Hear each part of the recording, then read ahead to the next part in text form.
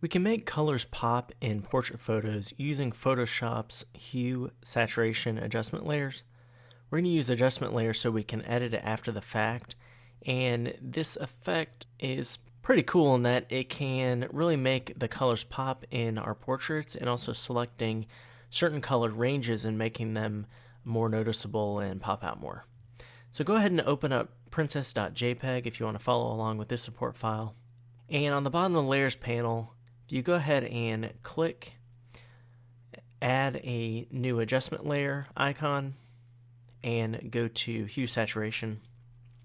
Notice we have saturation here, and where it says master, by default it's going to affect every single color. So we can bring it all the way to the left and it'd be grayscale. All the way to the right it'd be overblown, and we wouldn't want to do that much saturation. But for this technique we actually want to just make the red pop out more in her hair. So up where it says master, go ahead and click that and go to reds. And then if you click and drag to the right, it'll start to make that hair pop out more. You notice that also the rosy cheeks there are also becoming a little bit more saturated. We can adjust the lightness if you want, but by default it chooses this range down at the bottom of these sliders. So look down there, and a lot of people are not aware of these, but we can adjust this range and what is affecting. So let's say we wanted to select more reds or fewer reds. What we could do is just temporarily bring hue all the way to the right, so it just does this effect that's noticeable, so we'll know what we're affecting, what we're not. Then you see these 4 sliders down here. The ones on the outside you can drag, and it's not going to affect the base area that is being sampled. For this example, the reds, it's just going to affect kind of the feathering of the adjustment. And you'll notice the colors down here are affected, but the middle range here is not being affected, the main area. Same thing for the right hand side. So it's not affecting this primary area that's being affected. It is just affecting how it does. Like if I bring it over to the right more, see it does start to affect some of the pixels. But if you click and drag that middle area, now we're actually moving the entire area. And if I let go, now it's actually changed it up here where it says yellows. And if I drag it here, you can see yellows. It's actually changed it to yellows up there.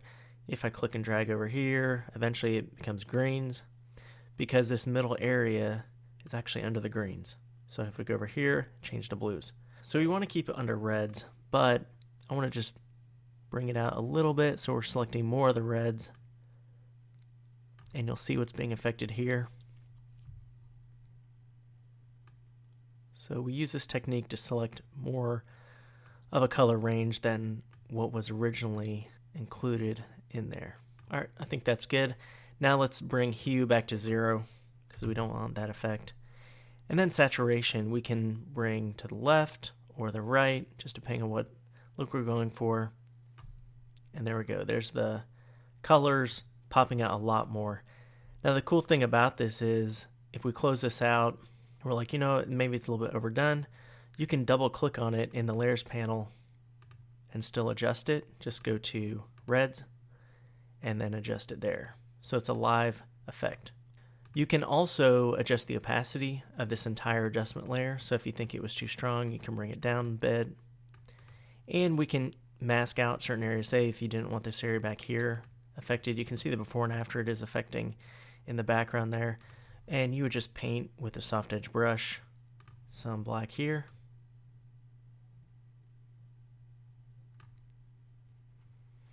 And then there's the before, and then there's the after. So the colors are popping out a lot more. I'll show you one more example. This one's depth of field 2.jpg from another technique that we're in this course. So a couple more things to consider. Let's go ahead and add a new hue saturation adjustment layer. Now, let's say in this one we want the green to pop out more. Well, we would go to master and then green, and then we'd pop it out more. But of course, maybe it's not selecting everything we want. Maybe we want some of the darker greens as well. Just a wider range of greens. We can just click and drag it there. And then you can see what's being affected. I need to select even more, I think. Let's bring that way over. There we go. See, now really we have all the grass. We don't want her skin tone, really any on her selected or affected, but we do want all the grass affected here. So now that we have that, let's bring back the hue to 0. That's just to see what's being affected. And then bring the saturation up. Don't want to do too much. So there's before, and there's after. Before, after. One more thing to check out. Let me create another one. I'm going to show you a cool thing. Right here, if you click that hand, if you hover over it, it should say click and drag in the image to modify saturation, control click to modify hue. So if I click that and I just click somewhere in the image here, wherever I clicked, it clicked in the yellow area of the grass.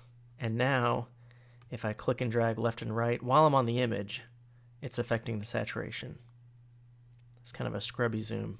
If you click and drag, it will change the saturation by default. If you hold Control on the PC or Command on the Mac, it will actually change the hue by default. So that's a couple shortcuts to be familiar with in this hue saturation technique. Again, hue saturation, we want to choose a color range over here. Let's say we didn't want to just choose some kind of color range preset here. We just want to actually select it in here. Well, again, we can click that and let's just select the red here. Chooses the reds by default. We can still adjust it here. And I can click and drag and it will adjust the red so it makes the reds pop out more. It begins to affect her though. We wouldn't want that. If we were just wanting the red of this frisbee to pop out, what we could do, well, cool thing is these hue saturation adjustment layers come with a mask. So we can use the brush tool again, soft edge brush, black as a foreground color, and just paint. Because you don't want any area, let's say, affected other than that frisbee.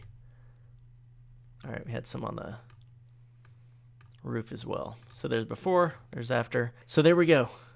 That is the hue saturation adjustment layer. It can be used to make colors pop in your portrait photos.